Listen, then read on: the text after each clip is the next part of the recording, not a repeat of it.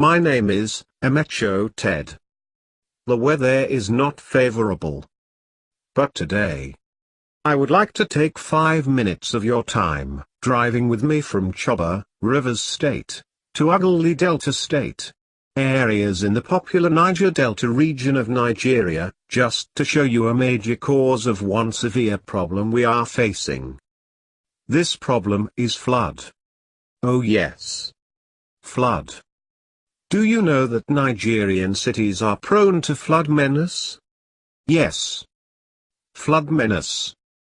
Flood menace in Nigeria have become a normal and recurring phenomenon which sometimes has devastating impacts on human livelihoods and infrastructural development.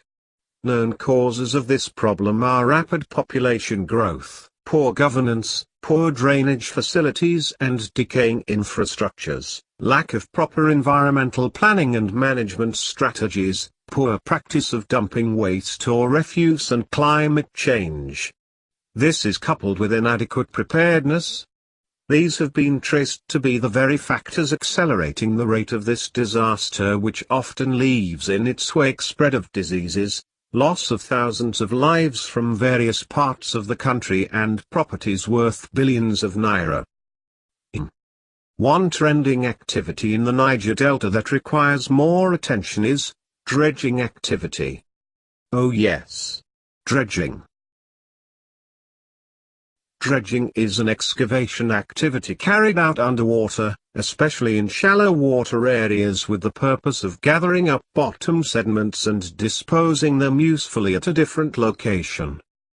This technique is often used to keep waterways navigable.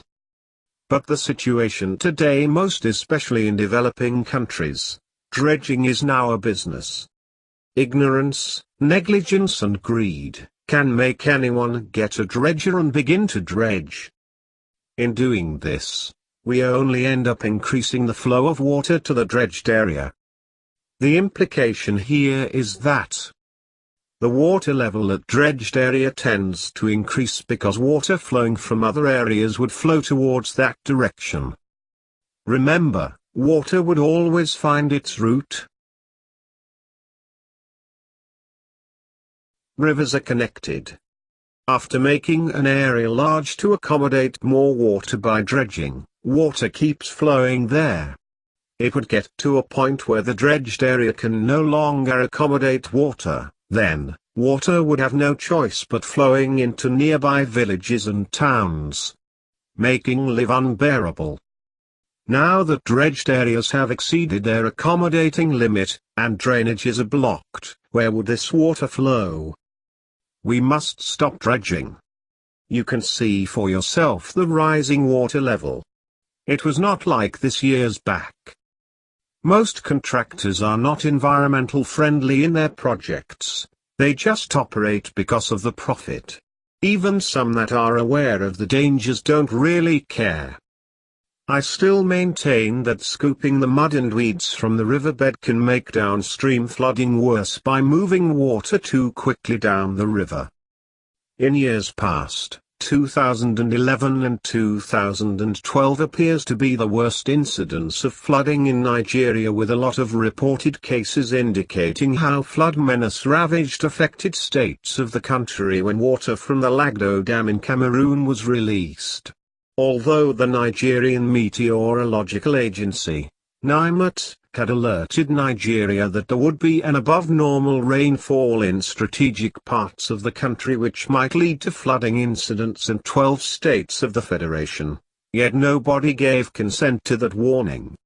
Within the last few decades, the atmospheric and sea surface temperatures have been rising and climates worldwide are changing. With such changes, flood is sure to be the outcome.